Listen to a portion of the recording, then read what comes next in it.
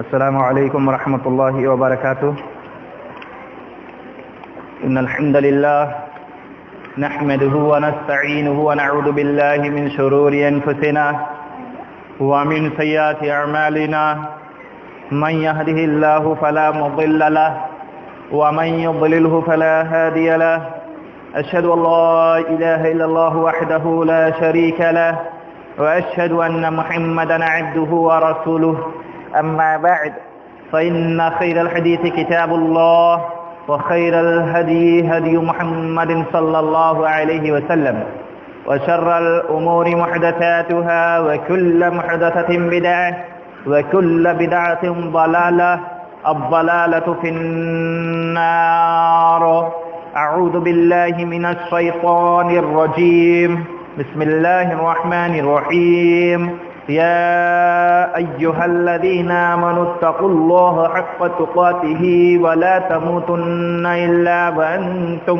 مسلمون قال الله تبارك وتعالى في كلام مجيد قل إن كان آباؤكم وأبناؤكم وإخوانكم وأزواجكم وعشيرتكم أموال اقترفتموها وتجارة تخشون كسادها ومساكن ترضونها أحب إليكم من الله ورسوله وجهاد في سبيله فتربصوا حتى يأتي الله بأمره والله لا يهدي القوم الفاسقين. وعن أنس بن مالك رضي الله تعالى عنه قال قال النبي صلى الله عليه وسلم لا يؤمن أحدكم حتى أكون أحب إليه من ولده ووالده والناس أجمعين. رواه البخاري في کتاب الایمان. تمام تعریف و توصیف کبریائی و بڑائی اس وحدہ لا شریک کے لیے لائق و زیبا ہے جس نے اس کائنات کی تخلیق کی اور جن اور انس کو پیدا کرنے کے بعد اللہ رب العالمین نے ارشاد فرمایا وما خلقت الجن والانس الا ليعبدون کہ ہم نے جن اور انس کو اپنی عبادت کے لیے پیدا کیا ہے. عبادت کا طریقہ سکھلانے کے لیے اللہ رب العالمین نے انسانوں میں سے ہی انبیاء اور رسول کا سلسلہ جاری و ساری کیا اور ختم کیا جناب اکرم محمد رسول اللہ صلی اللہ علیہ وسلم پر. تمام انبیاء علیہ السلام پر درود و سلام ہو، خصوصاً جناب اکرم محمد رسول اللہ صلی اللہ علیہ وسلم پر. حمد و ثنا کے بعد آج جس عنوان کے تحت اللہ کے توفیق سے میں آپ کے سامنے کھڑا ہوا ہوں وہ عنوان ہے محبت رسول، یعنی نبی اکرم صلی اللہ علیہ وسلم سے محبت کیسی ہونی چاہیے اور صحابہ کرام کس طریقے سے محبت کرتے تھے، اور آج کے کیا امت محمدیہ جو محمد رسول اللہ صلی اللہ علیہ وسلم کے ماننے والے جو مسلمان ہیں کیا یہ واقعی میں نبی اکرم صلی اللہ علیہ وسلم سے محبت کرتے ہیں یا صرف اور صرف زبانی محبت ہے یا دعویٰ ہی محبت ہے، صرف کیا عمل سے بھی ظاہر ہے یا نہیں، اس کا بھی محاسبہ کریں گے انشاءاللہ. لیکن اپنے عنوان کے اندر داخل ہونے سے پہلے ایک بات یہاں پر یہ بھی عرض کر دوں کہ کچھ لوگ محبت جیسے خوشبودار جملے کو نہ لیتے ہوئے ایک جملہ وہ استعمال کرتے ہیں عاشق رسول، عاشق رسول، اور اس پہ وہ گرو سمجھتے ہیں کہ بہت ہی اچھا جملہ ہے یہ، جو کہ عاشق رسول یہ جملہ نبی اکرم صلی اللہ علیہ وسلم کے لیے استعمال کرنا یہ نہایت ہی غلط ہے، یہ غلط طریقہ ہے، کیونکہ اس کے اندر وہ الفت وہ محبت نہیں جھلک رہی ہے جو الفت و محبت کے اندر جھلکتی ہے. آپ خود دیکھیے، دنیا کی مثال لیتے ہوئے کوئی بیٹے سے یہ کہا جائے کیا تو اپنے ماں سے عشق کرتا ہے، عشق کرتا ہے، کبھی وہ بیٹا یہ نہیں کہے گا کہ ہاں اپنی ماں سے عشق کرتا، وہ یہ کہے کیا بات کرتے ہو یار، زبان سنبھال کے بولو. کوئی اپنی ماں سے عشق کرے گا. کوئی بھائی سے پوچھا جائے کیا تو اپنی بہنا سے عشق کرتا ہے، وہ غصہ ہوگا تیری زبان کنٹرول میں نہیں ہے. کوئی اپنی بہن سے عشق کرے گا. اسی طریقے سے اپنے خاص رشتہ جس سے ہو اس کے تعلق سے اگر کہا جائے کہ اس سے عشق کرتا ہے تو اس کو خفا ہوگا، وہ غصہ ہوگا. تو جو ہم اپنے لیے برداشت نہیں کرتے وہ نبی اکرم صلی اللہ علیہ وسلم کیا پرائے ہیں، کیا وہ ہمارے اپنے نہیں ہیں؟ اگر نبی اکرم صلی اللہ علیہ وسلم کو نہ مانے تو ایمان سے خارج ہیں، ایمان ہی نہیں ہمارے اندر. تو محبت ہمیں نبی اکرم صلی اللہ علیہ وسلم کے لیے استعمال کرنا چاہیے جو محبت ہم اپنی ماں کے لیے استعمال کرتے کہ اب دیکھیے اس کے اندر کتنی خوشبو ہے کہ مجھے اپنی ماں سے محبت ہے. مجھے اپنی بہنوں سے محبت ہے، مجھے اپنے بھائیوں سے محبت ہے، مجھے اپنے ابا سے محبت ہے، اس کے اندر خوشبو جھلک رہی ہے۔ لیکن اگر کوئی آدمی یہ کہے کہ مجھے اپنے بہنوں سے عشق ہے، تو اس کو لوگ برا بھلا کہیں گے، کیسا بھائی یہ اپنے بہن سے عشق کرتا ہے؟ تو نبی اکرم صلی اللہ علیہ وسلم کے لیے کیسے استعمال کر سکتے کہ عاشق رسول ہیں ہم، عشق رسول ہیں ہم؟ کبھی کوئی صحابہ نے نہیں کہا یہ جملہ کہ میں عاشق رسول ہوں، سب نے یہ کہا کہ میں محب رسول ہوں۔ سلف صالحین نے یہی کہا کہ میں محب رسول ہوں، صحابہ نے بھی یہی کہا کہ میں محب رسول ہوں، ائمہ رسول نے بھی یہی دعویٰ کیا کہ میں محب رسول ہوں، سب نے یہی کہا۔ لیکن آج کے جو نامور اپنے آپ کو مسلمان کہتے ہیں، وہ کہتے ہیں ہم عاشق رسول ہیں، جو کہ غلط طریقہ ہے۔ عاشق رسول کہنا درست نہیں ہے، غلط ہے، یہ محبت رسول کہنا چاہیے کہ ہمیں نبی اکرم صلی اللہ علیہ وسلم سے محبت ہے۔ اب محبت کیسی ہونی چاہیے، اس کے تعلق سے قرآن مجید کی آیت میں نے آپ کے سامنے پڑھی تھی، سورہ توبہ کی آیت نمبر 24 کے اندر اللہ رب العالمین ارشاد فرماتا ہے قل ان كان آباؤكم وابناؤكم واخوانكم وازواجكم وعشيرتكم اموال اقترفتموها تجارة تخشون كسادها ومساكن ترضون احب اليكم من الله ورسوله وجهاد في سبيله فتربصوا حتى ياتي الله بامره والله لا يهدي القوم الفاسقين۔ اللہ رب العالمین ارشاد فرماتا ہے، اب ایک ایک جملے پر غور کیجئے، اس آیت کریمہ کے ایک ایک ورڈ میں آپ کے سامنے رکھتا ہوں کہ اللہ رب العالمین کیسی محبت چاہتا ہے۔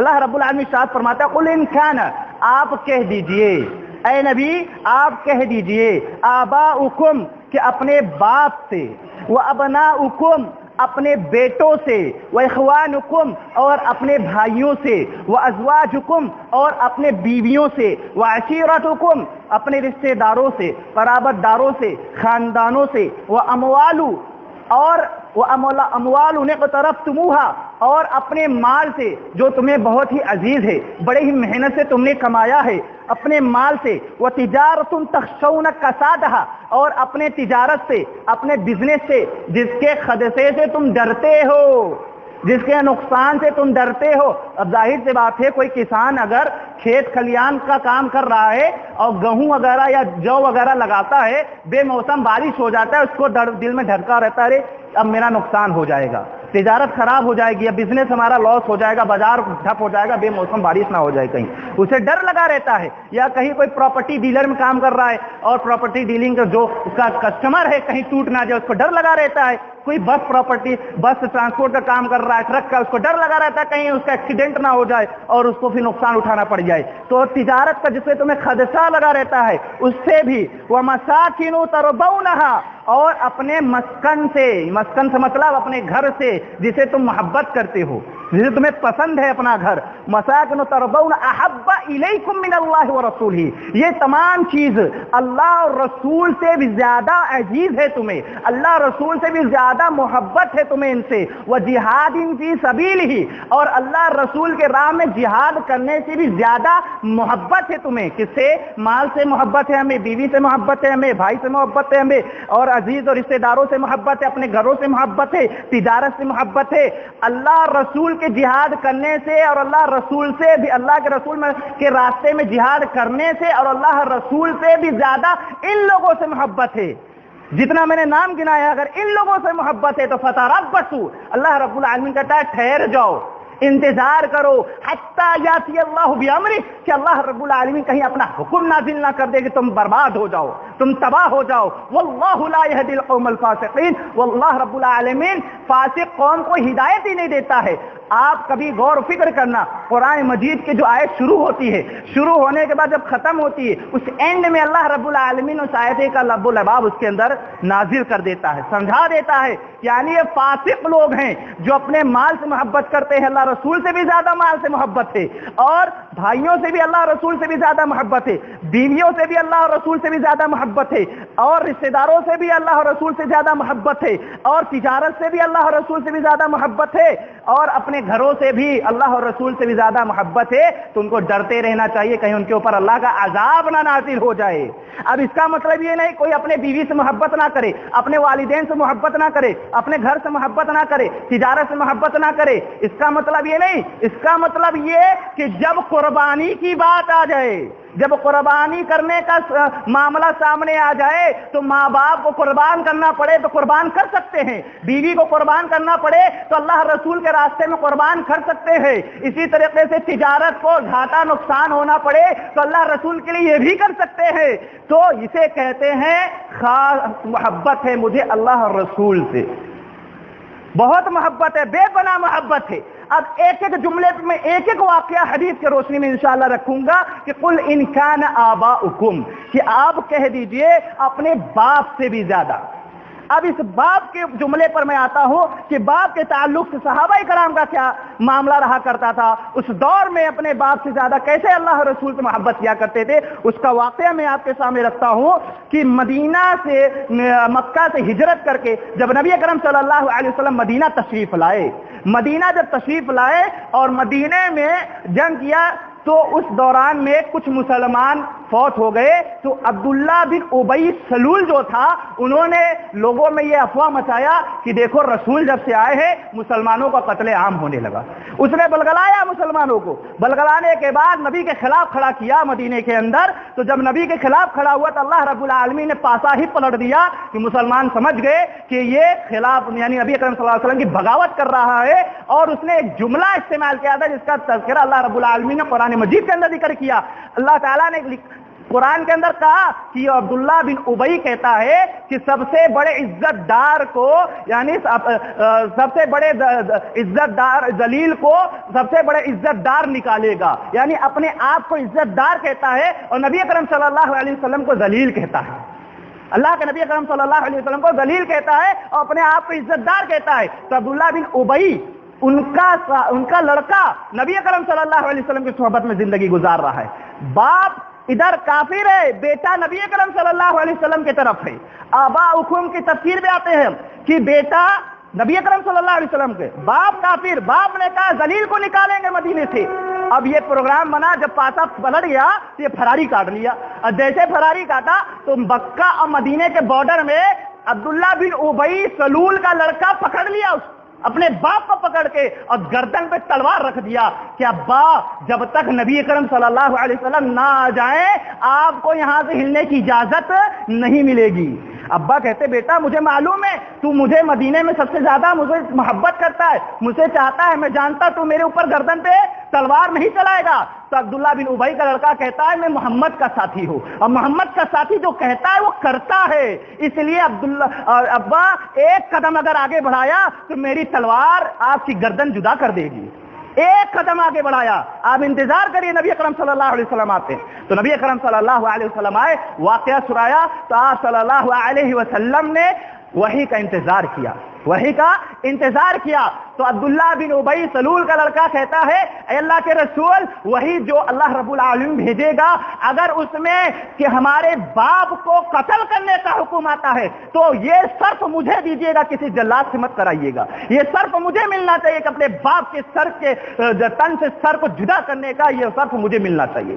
تو نبی اکرم صلی اللہ علیہ وسلم یہ محبت دیکھے عبداللہ بن ابی کے لڑکے کا تو بڑے خوش ہوئے اور اللہ سے دعا کیے کہ اللہ تو وہی جو بھی نازل کرے گا میں اس کو مانوں گا، اسے تسلیم کروں گا، لیکن یہ میری ذات کا معاملہ ہے، اس نے مجھے گالی دیا ہے، میں نے اسے نظر انداز کرتا ہوں۔ عبداللہ بن ابی کے لڑکے سے کہتے ہیں اللہ کے نبی اکرم صلی اللہ علیہ وسلم کے چھوڑ دے سے جانے دو، نبی اسے درگزر کرتے ہیں۔ اللہ کے نبی اکرم صلی اللہ علیہ وسلم کہتے رہنے دو، تم تو میرے ساتھ، اسے چھوڑو۔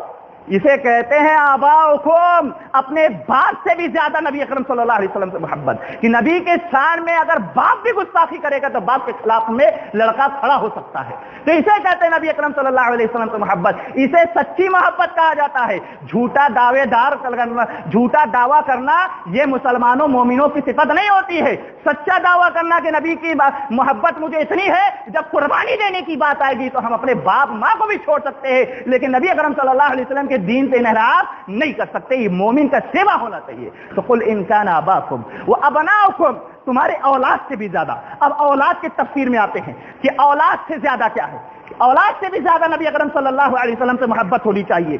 آپ جنگ بدر کے واقعہ کو یاد کیجئے. جنگ بدر میں ابو بکر صدیق رضی اللہ تعالیٰ عنہ نبی اکرم صلی اللہ علیہ وسلم کے ساتھ کھڑے ہوئے ہیں اور ہزاروں کی تعداد میں ابو بکر کا لڑکا بھی ادھر شامل ہے. ابو جہل کی طرف سے لڑ رہا ہے ابو بکر کا لڑکا, اور لڑتے لڑتے باپ بیٹے کے تلوار کے نیچے آ جاتا ہے. جب بیٹا تلوار تانتا ہے کہ باپ کی اس آدمی بوڑھا آدمی کون آیا, اس کی گردن کو میں جدا کر دوں اس کے تن سے, جب نظر پڑتی ہے باپ کے سر پہ, باپ کے چہرے پہ نظر پڑتی ہے تو بیٹا کہتا یہ تو میرا باپ ہے. کہاں چلے آئے, چلو ہٹو یہاں سے, نظر انداز کر دیا. پھر لڑتے لڑتے پھر آئے گئے باپ بیٹے کے تلوار کے نیچے, اور پھر بیٹے نے دیکھا کہ ارے کیوں چلے آ رہا ہو, ہٹا دیا کہ کہیں ایسا نہ ہو میرے ہاتھ سے میرے باپ کا قتل ہو جائے, ہٹا دیا. پھر کچھ مہینے کے بعد ابو بکر صدیق رضی اللہ تعالیٰ عنہ کے صاحبزادے ایمان لے آتے ہیں. ایمان لانے کے بعد اب معیار دیکھو, محبت کا معیار کیا ہے, گفتگو, معیار گفتگو دیکھیے کس طریقے سے باپ بیٹے بات کر رہے ہیں. گھر کے اندر بیٹھے ہوئے ایک دسترخوان پہ باپ بھی ہیں بیٹے بھی ہیں. یہ بھی کبھی منظر ہم اپنے گھروں کے اندر بھی لاگو کرے؟ نہیں. بچپن سے ہی بچے کو الگ, ہم اپنا الگ کھانا کھایا, بیٹا الگ, یا تو باپ بیٹے دونوں کھا رہے ساتھ میں ایک ہی دسترخوان پہ. ایمان لانے کا دیکھیں یہ جو عمل, جو سنت طریقہ, یہ اللہ کے نبی اکرم صلی اللہ علیہ وسلم نے اپنے صحابہ کو سکھایا. ابو بکر اپنے بیٹے کو بلا کر دسترخوان پہ کھانا کھا رہے ہیں, گفتگو چل رہی ہے. بیٹا کہتا ابا جنگ بدر یاد ہے؟ ارے یاد ہے کہ نہیں آپ کو؟ کہا ہاں مجھے یاد ہے. کہا یاد کریے آپ میرے تلوار کے نیچے کتنی دفعہ آ گئے تھے, میں نے آپ کو چھوڑ دیا تھا کہیں ہمارے ہاتھ سے میرے باپ کا قتل نہ ہو جائے. یہ یاد دلا رہا ہے بیٹا اپنے باپ کو. باپ کا بھی جواب دیکھیے کہ ابا کہتے ہیں بیٹا تو نے کبھی یہ سوچا کہ تیرے تلوار کے نیچے میں آ ہی کیوں رہا تھا؟ کبھی اس کے بارے میں بھی سوچا کہ تیرا باپ تیرے ہی تلوار کے نیچے کیوں آ رہا تھا؟ بیٹے نے کہا کیا بات تھی؟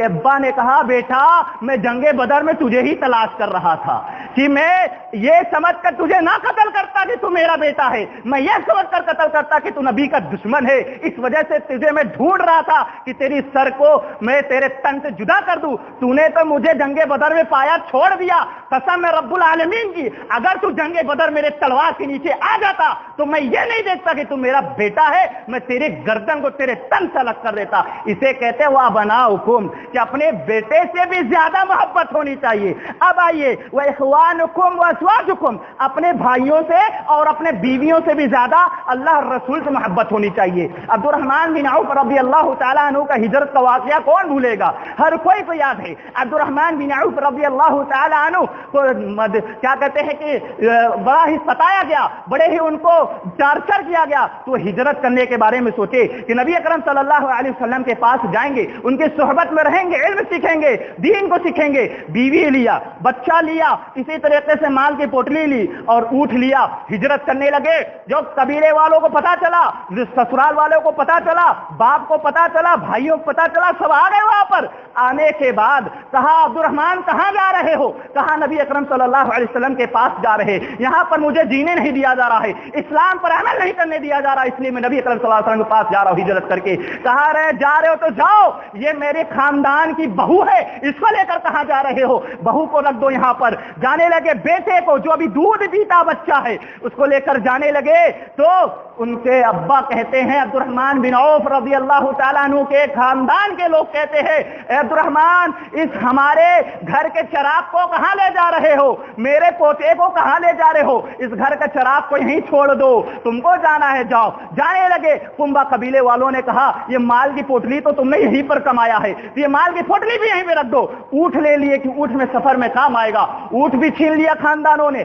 پھر اللہ کے نبی اکرم صلی اللہ علیہ وسلم کی محبت میں عبد الرحمن بن عوف پیدل چل دیے. کتنے دنوں کا سفر پیدل کیے ہیں, اور ریت کے کڑک کی دھوپ میں عرب کی سرزمین سے جا کے واقعہ دیکھے ہسٹری کے اندر کہ گرمی میں کیا حالت ہوتی ہے عرب کے اندر. اس سرزمین پر پتھر ریتیلے پر زمین پر عبد الرحمن بن عوف ننگے پاؤں چل رہے, پاؤں میں چھالے نکل گئے ہیں.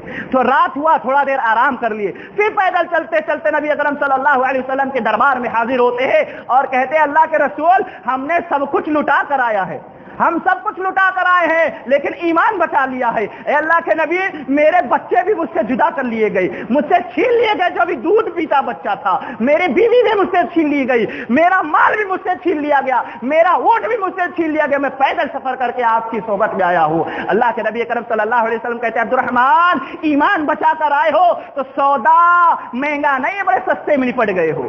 ایمان بچا لیا تو ایمان کی دولت ہے تمہارے پاس، تو بہت ہی مالا مال ہو، تم بڑے ہی مالدار ہو۔ اسے کہتے ہوئے اخوانکم ازواجکم، کہ جب اللہ رسول کی بات آ جائے تو اپنے گھر والوں کو بھی قربان کر دے، بیوی کو بھی قربان کر دیے، بچے کو بھی قربان کر دیے، مال کو بھی قربان کر دیے، جو کہ آگے کا جملہ آئے گا انشاءاللہ۔ تو اب آگے کیا دیتا اللہ رب العالمین؟ وعشیرتکم، وہ میری ماں اور بہنوں، اب آپ کی طرف میں آتا ہوں، وعشیرتکم، اور اپنے خاندان سے بھی زیادہ محبوب ہو تو اللہ کے رسول صلی اللہ علیہ وسلم ہو، اللہ کے نبی اکرم صلی اللہ علیہ وسلم ہو، اپنے خاندان سے بھی زیادہ محبت ہونی چاہیے۔ جیسا کہ وہ ماں کو کون بھولے گا جو دیناریہ جن کا نام تھا، دیناریہ جن کا نام تھا، وہ دیناریہ سجدے میں سر ہے، مٹی پہ سر رکھ کے رب سے دعا کرتی ہیں، اے اللہ میرے نبی کی حفاظت کرنا، اسلام کی پرچم کی حفاظت کرنا، چاہے میرے خاندان ہی قربان کیوں نہ ہو جائے۔ چلنے والے دوڑ کر آ رہے ہیں، کوئی اس میں سے کوئی شخص آ رہا ہے جہاد کی طرف نکلنے کے لیے، راستے میں اس کو خبر لگ گئی کہ دیناریہ کے باپ شہید کر دیے گئے ہیں، اور وہ دیناریہ کی طرف سے گزر رہا ہے۔ دیناریہ کو دیکھ کر رک گیا، کہا کہ آپ کو معلوم ہے کیا معاملہ ہے؟ کہا وہ سب چھوڑو، مجھے یہ بتاؤ نبی اکرم صلی اللہ علیہ وسلم کی حالت کیا ہے؟ کہا اللہ کے نبی اکرم صلی اللہ علیہ وسلم خیر و عافیت سے ہے، صحابہ کرام ان کی حفاظت کر رہے ہیں، لیکن ایک افسوسناک خبر آپ کو دینی ہے کہ اس جہاد کے اندر، اس جنگ کے اندر آپ کے باپ شہید کر دیے گئے ہیں۔ کلیجے پہ چوٹ پہنچتی ہے، کسی کے باپ کا انتقال ہو، کسی تکلیف ہوتی ہے، کلیجے پہ چوٹ پہنچتی ہے، لیکن کہتی ہے کہ مجھے اپنے باپ کے بارے میں نے نہیں پوچھا، فاطمہ کے باپ کا حال بتاؤ، فاطمہ کے باپ کا کیا حال ہے؟ کہا وہ خیر عافیت سے ہے۔ وہ چلا گیا، پھر اتنے بے سجدے میں گر گئی اور رب سے دعا کر رہی ہے، اسلام کی حفاظت کے لیے دعا ہو رہا ہے، نبی کی حفاظت کے لیے دعا ہو رہا ہے۔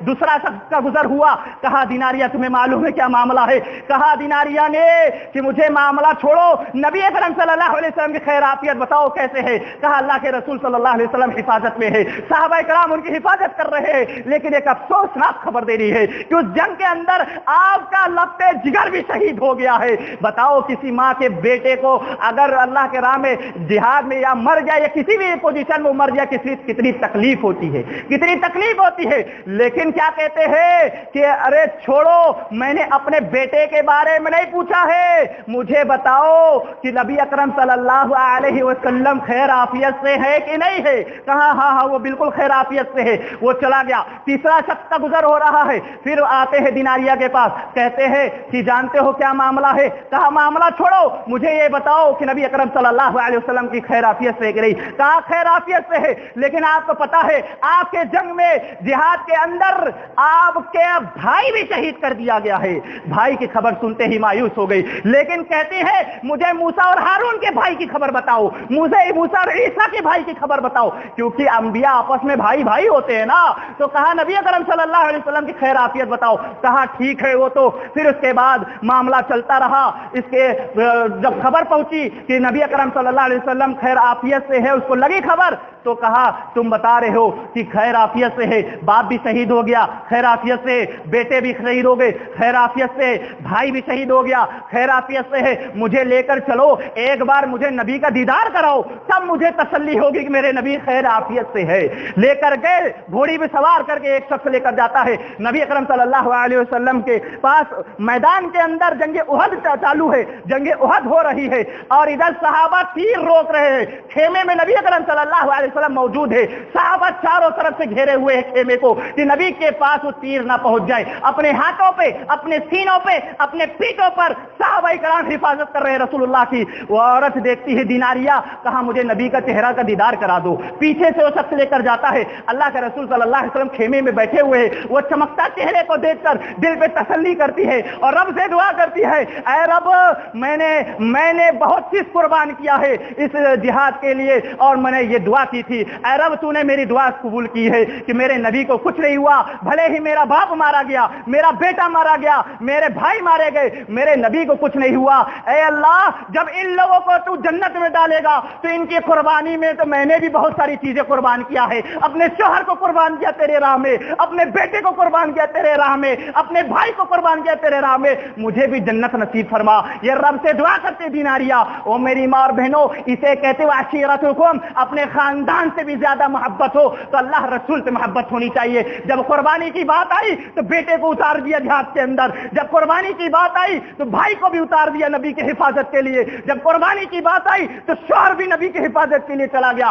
سب قربان ہو گئے, لیکن دیناریا نے رب سے یہی دعا کیا کہ میرے نبی کی حفاظت فرما.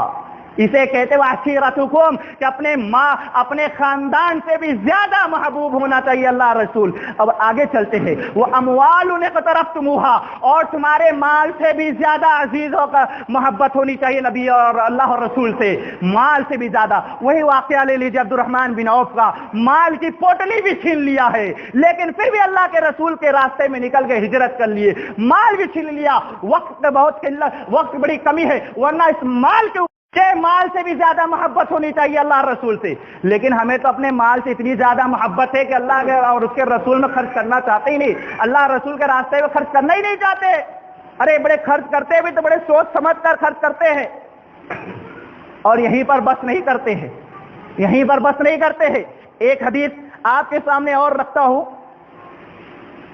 ابو درداء رضی اللہ تعالیٰ عنہ, قرآن مجید کے اندر وہ آیت ہے من ذا الذی یقرض اللہ قرضا حسنا, کہ کون وہ شخص ہے جو اللہ کے راہ میں قرض حسنا دے. ابو درداء رضی اللہ تعالیٰ عنہ نے جب یہ سنا اللہ کے رسول سے کہ قرض حسنا, تو صحابہ کرام نے کہا کہ اللہ رب العالمین بھی قرض لیتا ہے؟ کہا ہاں, لیکن اس کے بدلے میں جنت دے گا. قرض حسنا اگر دو گے تو اس کے بدلے میں اللہ تعالیٰ جنت دے گا تمہیں. ابو درداء نے کہا کہ میں اللہ کے راہ میں, ہمارے 2 کھیت ہے جس میں کھجور کے باغ ہے, اس کھیت کو اللہ کے راہ میں دیتا ہوں.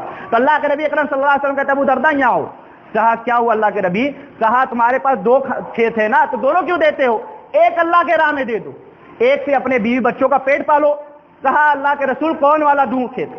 اوپر والا یعنی مدینے کے اوپر جو اوپر وہ دوں یا نیچے والا دوں؟ کہا تمہیں جو بہتر لگے.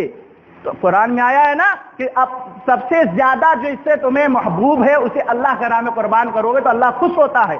تو ابو درداء کو سب سے زیادہ جو اچھا کھیت تھا وہ اوپر والا تھا, تو اس اوپر والے کھیت کو اللہ کے راہ میں دے دی اسے. اب نکل گئے, گھر کی طرف گئے, گھر کی طرف دیکھا کہ تالا لگا ہے. پوچھا کہاں گئے؟ میرے بیوی بچے. کہا کہ تمہاری بیوی اور بچے کھیت کی طرف نکلے ہوئے ہیں, تمہارے بچے کو بھوک لگی تھی کھجور کھلانے کے لیے. بھاگتے ہوئے نکلے. اور میری ماں اور بہنوں ذرا غور سے سنو, بھاگتے ہوئے ابو درداء نکلے اور دوڑتے دوڑتے دیکھا کہ بچہ ان کا اینٹا اٹھا کر کھجور توڑ رہا تھا, کچھ کھجور پاکٹ میں رکھ رہا, کچھ کھجور کھا رہا ہے. یہ دوڑتے ہوئے کہاں گئے اور چلائے زور سے, اے میری بیوی جلد سے جلد نکل جاؤ اس کھیت سے اور میرے بچے کو بھی لے کر نکل جاؤ. بیوی نے کہا کیا بات ہے, کس نے غصب کر لیا میرے کھیت کو؟ کہا حجت بعد میں کرنا, پہلے بیٹے کو لے کر باہر آؤ. باہر آئے, بیٹے کے پاکٹ سے باپ نے کھجور نکالا اور کھجور کے باغ میں پھینکا. منہ میں کھجور تھا, انگلی ڈال کے اپنے بیٹے کے منہ سے حلق سے کھجور کا ٹکڑا نکالا اور اسے بھی پھینک دیا باغ کے اندر, اور رب سے دعا کہا اے الہ العالمین مجھے اس کی پکڑ مت کرنا. ابو درداء کو جس طرح علم تھا اتنا بچا لیا.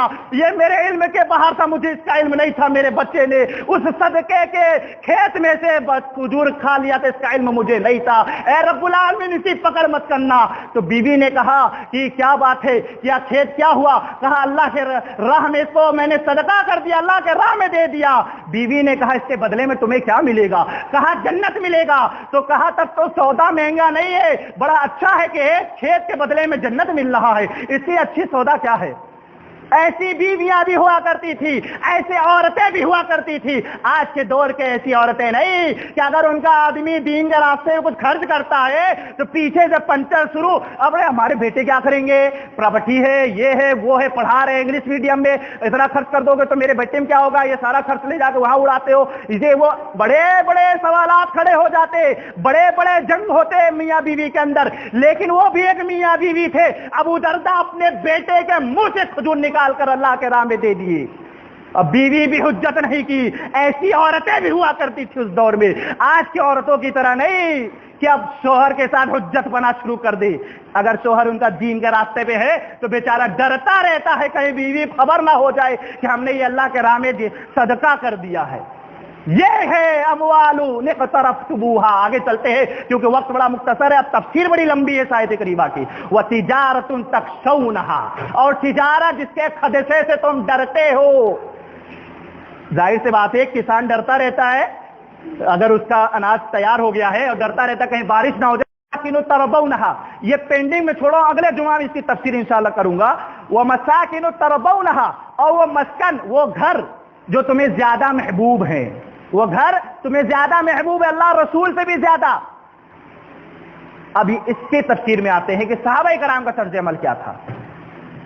غالباً ابو داؤد کی حدیث ہے، ایک صحابی، انصاری صحابی تھے، وہ اپنا گھر تیار کر رہے تھے، بڑی عالیشان گھر تھا ان کا، اور اس گھر کے چھت کے اوپر گنبد تیار کر رہے تھے۔ اللہ کے نبی کریم صلی اللہ علیہ وسلم کا گزر ہوا اور دیکھا، کہا کہ بڑا کس کا گھر ہے، کہا کہ ایک انصاری صحابی کہا بڑا پیارا گھر ہے، کاش اس چھت کے اوپر گنبد نہ ہوتا۔ کیوں؟ کیونکہ جہاں جس گھر میں گنبد ہوگا یا مسجد نما گھر ہوگا جو بے پردگی ہوگی۔ یہ حکیم الامت ہیں ہمارے حکیم الامت امام اعظم اعلی حضرت جناب اکرم محمد رسول اللہ صلی اللہ علیہ وسلم یہ حکمت بتا رہے کہ اگر گھر کو مسجد نما بنائیں گے تو بے پردگی ہوگی، لوگ مسجد سمجھ کے بغیر اجازت کے مسجد میں داخل ہوتے ہیں، گھر میں تو اجازت لینا پڑے گا، مسجد میں تو بغیر اجازت داخل آئے، تو اس لیے کہا کہ کاش یہ گنبد نہ ہوتا۔ گھر تو بڑا عالیشان ہے، بڑا اچھا گھر ہے۔ صحابی آتے ہیں، صحابی رسول انصاری صحابی، ان کو یہ پتا چلتا کہ اللہ کے رسول نے گنبد کے اوپر نفرت کی نظر ڈالی ہے اور گھر کی تعریف کی ہے، تو صحابی رسول نے کیا کیا، بلایا مزدوروں کو، پورا گھر گرا دیا، ایک اینٹ بھی نہیں برقرار کھڑا، پورے گھر کو گرا دیا۔ لوگوں نے کہا کہ اللہ کے رسول نے تو صرف گنبد کہا تھا، پورے گھر گرا دیے۔ کہا میرے دوست، اللہ کے نبی کی نظر جب گنبد پہ پڑی ہوگی وہی نظر پتہ نہیں کون کون اینٹ پر پڑی ہوگی، میرے نبی کی نفرت کی نظر تو میں گوارا ہی نہیں کروں گا جس گھر کے اینٹ پر یا کسی بھی چیز پر نبی کی نفرت کی نظر پڑ جائے اسے میں رکھوں، یہ گوارا ہی نہیں کروں گا۔ اسے کہتے ہیں وہ مساکن ترضونها، بہت زیادہ محبت تھی گھروں سے، لیکن نبی کا یہ نفرت بھری نظر سن کر اپنے پورے گھر کو گرا دیا، صرف گنبد کو نہیں گرایا، پورے گھر کو گرا دیا۔ اسے کہتے ہیں اللہ رسول سے اپنے گھروں سے بھی زیادہ محبت ہونی چاہیے کہ اگر قربانی کی بات آئے گھر سے باپ بے دخل کر رہا ہے نکل جاؤ، لیکن قرآن حدیث کا راستہ نہیں چھوڑنا چاہیے، اللہ رسول کا راستہ نہیں چھوڑنا چاہیے۔ اسے کہتے ہیں وَتَرْضَوْنَ وَمَسَاكِنُ تَرْضَوْنَهَا أَحَبَّ إِلَيْكُم مِّنَ اللَّهِ